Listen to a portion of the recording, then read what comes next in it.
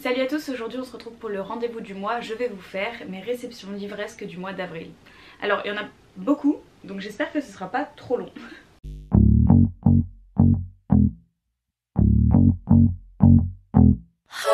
Je vais commencer avec Pocket Jeunesse qui m'a envoyé 3 romans. Et bien évidemment celui qu'on attendait tous si vous avez lu le tome 1, c'est La Carte des Confins tome 2 de Marie Replin, qui est sorti début avril et qui va continuer à suivre les aventures de Kylie et de Blake. Là vous avez le magnifique tome 1, et pour ceux qui savent pas de quoi ça parle, en fait ça parle d'une fille qui s'appelle Kylie et qui serait un peu la plus dangereuse des pirates, mais qui n'est pas réellement une pirate. Elle est en possession d'un compas magique dont Blake a besoin pour trouver la carte des confins, donc la carte vers un univers, enfin vers un endroit qui n'est pas connu et dont personne ne revient. Pour ça ils vont devoir faire un échange, sauf qu'il va y avoir un problème dans cet échange et Kylie va se retrouver à bord de l'Avalon, dont Blake est le capitaine. Bref, tous les deux ils vont se retrouver compagnons de route afin d'essayer de percer les mystères de ce compas, de cette carte, et trouver les confins, tout en sachant que derrière il y a une énorme menace parce qu'il y a un sorcier noir qui décime la planète. Voilà, du coup le tome 2 est sorti, je suis vraiment trop contente. Je trouve que la couverture est genre beaucoup mieux en vrai quand on la regarde. Et j'aime énormément, bref, vous savez que le tome 1 ça avait été un coup de cœur, du coup j'ai très hâte de me plonger dans le tome 2. Ensuite j'ai reçu Un si joli désastre que j'attendais énormément de Sophie Gonzalez. On va suivre l'histoire de deux jeunes garçons qui se rencontrent durant l'été et qui vont juste tomber amoureux, donc ça va être un super amour d'été. Pour Holly, les histoires d'amour c'est fait pour durer et lui pensait que son histoire avec Will allait durer jusqu'à très longtemps. Sauf que Will, après l'été, s'est mis un peu, bref, il l'a ghosté carrément, il répond plus à ses textos, il est plus du tout à l'écoute, etc. Enfin bref, il l'a complètement oublié et du coup Holly va commencer l'année avec le cœur brisé. Sauf que contre toute attente, Holly va se retrouver dans le même lycée que Will, sauf qu'il va très vite comprendre que personne ne sait que son ami est gay. Bref, est-ce qu'une happy ending est possible entre les deux, tout en sachant qu'il y en a un qui assume pas sa sexualité. Et en fait ce qui est trop bien, c'est qu'en fait c'est une réécriture de Grease pour les fans de Love, Simon. Donc en fait ça fait vraiment un peu le début de Grease, mais avec le plot un peu de Love, Simon, d'un amour homosexuel. Bref, j'espère que ça va être trop bien parce qu'en vrai ça me tente de fou. Et je trouve que la couverture elle est juste trop belle, genre vraiment je suis trop fan. Et enfin le dernier que j'ai reçu de chez PKJ, c'est Les 4 filles du Dr March qui sort en poche. L'histoire se déroule aux États-Unis après la guerre de sécession et on va suivre l'histoire de 4 sœurs qui ont chacun leur caractère avec chacun leurs propres ambitions. On va suivre des histoires d'amour, des complots, mais aussi, enfin bref, tout plein de trucs mélangés.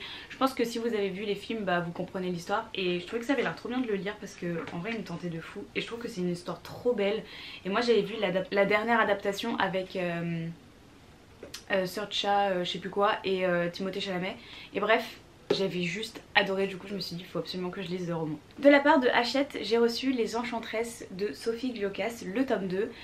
Faut savoir que j'avais beaucoup aimé le tome 1 et je trouve que les couvertures sont juste trop belles. Donc ça parle de 3 jeunes filles qui sont au collège et en fait elles ont quelque chose d'en commun toutes les 3, elles ont un peu la risée du collège dans lequel elles sont. Il faut savoir qu'ils sont dans une petite campagne je crois en France, et du coup ce qui fait que l'endroit est très fermé, donc à moins que tu te rallies avec tout le reste du collège, bah t'es un peu mis de côté, etc.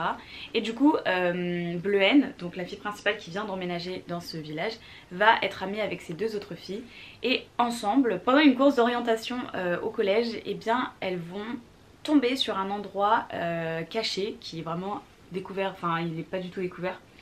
Et en fait à l'intérieur ils vont trouver un grimoire magique qui en gros ce serait des potions, des sorts, etc. Enfin bref, ce serait un peu comme des sorcières. Et en fait un soir d'Halloween elles vont décider d'utiliser une de ces sorts en pensant que c'est vraiment une connerie, que c'est vraiment enfin c'est débile, que c'est un faux grimoire, etc. Sauf que tout ce qu'elles avaient voulu c'est prédit, enfin c'est réalisé. Et toutes les 3 vont se rendre compte qu'en fait ce sont des enchantresses. Voilà, du coup j'avais adoré le tome 1 et maintenant il y a le tome 2 qui est sorti. Ensuite de la part de De Saxus, j'ai reçu le tome 2 et 3 de The Bonne Season parce que j'avais le tome 1 et bah, du coup j'avais pas la suite. Et là il y a le tome 4 qui est sorti. Bref, The Bonne Season c'est vraiment une histoire très complexe.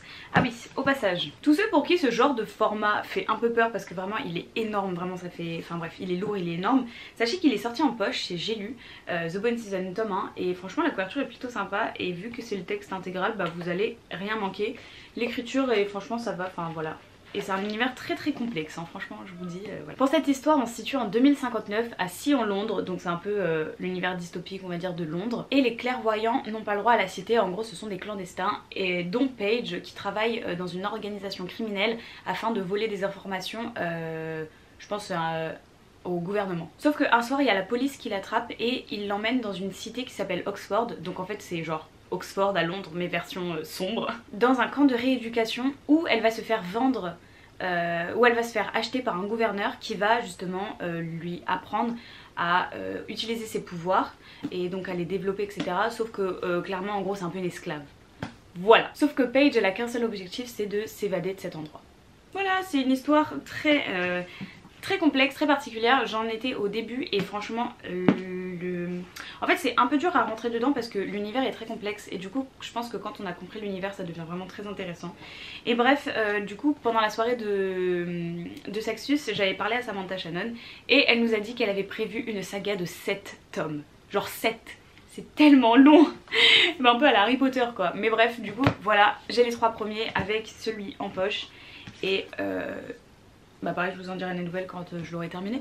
Ensuite de la part de Stardust, j'ai reçu 2 romans, The In-Between et La Reine des Ombres. Du coup The In-Between de Mark Lane qui a été fait en film par Netflix, ça raconte l'histoire de Tessa qui pense ne jamais mériter l'amour, jusqu'au jour où elle va rencontrer Skylar et ils vont vivre tous les deux en fait un amour très passionnel d'été. En fait c'est à dire que quand ils se rencontrent ils ont l'impression de se connaître depuis toujours et c'est vraiment quelque chose... Bref, c'est vraiment passionnel, c'est quelque chose que t'expliques pas, c'est vraiment genre la définition d'âme sœur quoi. Sauf qu'un jour la malédiction frappe et Skylar décède dans un accident de voiture et il reste que Tessa du coup. Et bref en fait ça va être vraiment son histoire de deuil, elle va devoir se remettre de la mort de Skylar avec qui elle pensait vivre jusqu'à la fin de ses jours. Sauf qu'en fait petit à petit elle se rend compte qu'elle a l'impression que Skylar lui envoie des signes, des signals un peu de genre l'au-delà, pour lui dire il faut qu'on se revoie une dernière fois histoire de se dire réellement au revoir et pour qu'il puisse lui vraiment passer de l'autre côté et s'en aller et Tessa essayer de refaire sa vie. Alors moi je l'avais lu, j'avais adoré cette histoire, je la trouve très mignonne, très sympa. Juste vers la fin j'ai eu un peu du mal avec Tessa parce que je trouvais que son personnage n'était pas de ouf développé pour certaines des situations et certaines réactions qu'elle avait. Sinon j'ai adoré Skylar, il était juste incroyable. Et pareil j'ai adoré la mise en page parce qu'on faisait vraiment des retours en arrière, en fait on voyait avant l'accident et après l'accident et je trouvais ça vraiment très sympa. Le livre est bien construit donc franchement je vous le recommande. Donc La Reine des Ombres de Tricia Levenseller qui a aussi écrit Daughter of the Pirate King qui n'a pas été traduit en français mais qui est vraiment super cool. Donc le but de Alessandra qui est une jeune fille très rusée c'est de marier le roi des ombres afin de devenir son épouse et reine pour pouvoir ensuite le tuer et reconquérir son royaume. Tout en sachant qu'il y a beaucoup de complots, de meurtres, d'histoires qui s'entremêlent et je pense un peu de romance. Bref, de tout ce que je sais c'est que c'est une fantasy fantastique paranormale et franchement ça a l'air vraiment très sympa.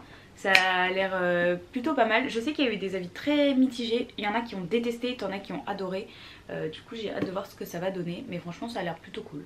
Et enfin je vais vous présenter les livres que j'ai reçus de la part de Lumen. J'ai reçu Ce qu'il nous faut retrouver de Joanne Hay qui est sorti chez Lumen je crois au mois de mars et franchement qui avait l'air juste trop bien. Il y a eu énormément de coups de cœur par rapport à ce bouquin. On va suivre l'histoire d'une jeune fille qui est piégée sur une île déserte pour seule compagnie un petit androïde et en fait elle sait pas pourquoi elle est là, elle sait pas vraiment qui elle est mais il y a une chose dont elle est sûre, elle le sent à travers tout son corps, c'est qu'elle a une sœur quelque part dans le monde qu'il faut absolument qu'elle retrouve. Du coup son unique but pour l'instant c'est de s'échapper de cette île déserte. Un peu plus loin on va suivre l'histoire de Casey qui vit dans une cité des nuages qui sert justement à protéger les humains des catastrophes naturelles.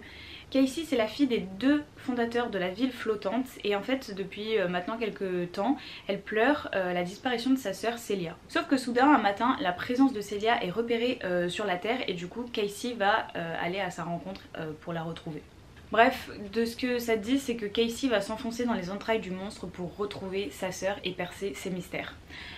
Ça a l'air très tordu mais très sympa et franchement ça fait un mélange de plein de choses et apparemment c'est de la dystopie mais franchement ça a l'air vraiment super cool et vraiment la couverture est juste magnifique donc j'ai très hâte de lire.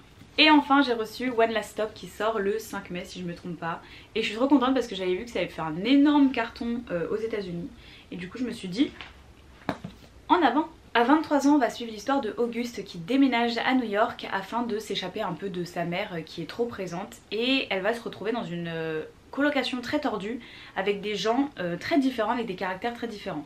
Et puis sur le chemin de la fac, elle rencontre une certaine Jane dans le métro new-yorkais qu'elle va croiser maintenant tous les jours, et en fait ce qu'elle se dit c'est qu'elle la trouve magnifique cette Jane. En tout cas la jeune inconnue au blouson de cuir qui est mystérieuse et très renfermée n'est pas celle qu'elle prétend être, parce qu'au lieu de travail de Auguste, elle se rend compte que sur un mur de photos elle voit la tête de Jane, sauf que c'était en 1970.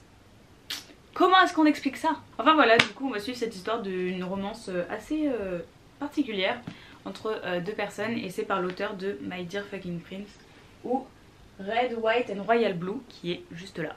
Voilà voilou. Et voilà, j'ai terminé de vous présenter tous les romans que j'ai reçus durant ce mois d'avril. J'espère que certaines de ces sorties vous donneront envie, parce que moi franchement elles me donnent toute envie. Voilà, j'espère que cette vidéo vous aura plu et je vous retrouve la semaine prochaine. C'est ciao.